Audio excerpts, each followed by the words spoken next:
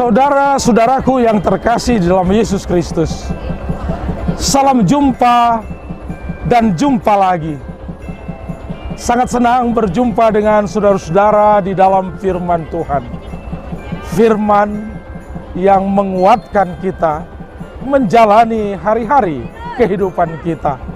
Saudara-saudara, kebahagiaan itu datangnya dari Tuhan. Suka, duka, semua kita jalani di dalam Tuhan. Shalom Bapak Ibu, saudara-saudara terkasih dalam nama Tuhan Yesus Kristus. Pada hari ini kita akan mendengarkan sapaan firman Tuhan dalam renungan harian.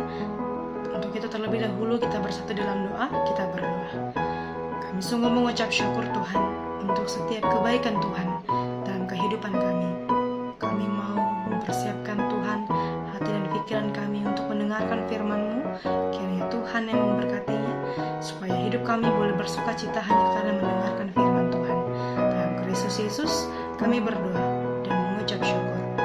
Amin.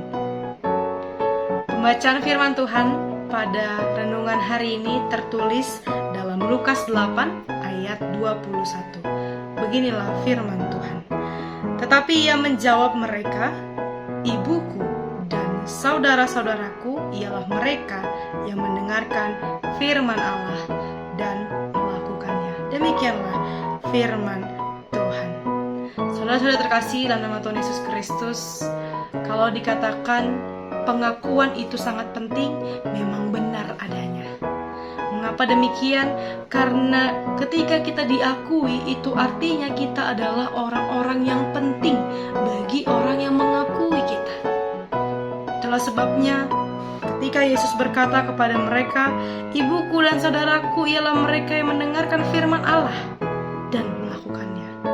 Siapa yang mau dianggap sebagai saudara-saudara Yesus Kristus, ia harus mau mendengarkan firman Allah. Tetapi tidak hanya cukup dengan mendengarkan firman Allah, tapi juga dengan melakukan firman Allah. Itu artinya ketika kita mau memberikan diri mendengarkan firman Allah dan melakukannya dalam hidup kita, kita diakui sebagai saudara-saudara Kristus, yaitu saudara-saudara terdekat Kristus, saudara-saudara yang dikasihi Yesus Kristus. Siapa yang mau mendengarkan, siapa yang mau melakukan adalah orang-orang terdekat, orang-orang yang dikasihi. Untuk itulah, ketika kita mau diakui menjadi orang terdekat Yesus Kristus, maka kita harus mengenal siapa Yesus Kristus, apa yang Ia mau dalam hidup kita, apa yang Ia kehendaki untuk kita lakukan.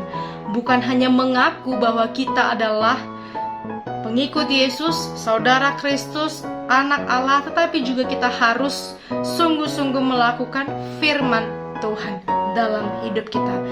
Maka saudara-saudaraku, mari sama-sama belajar untuk melakukan firman Tuhan dalam hidup kita. Maka kita pun akan diakui di hadapan Yesus Kristus. Amin. Kita berdoa.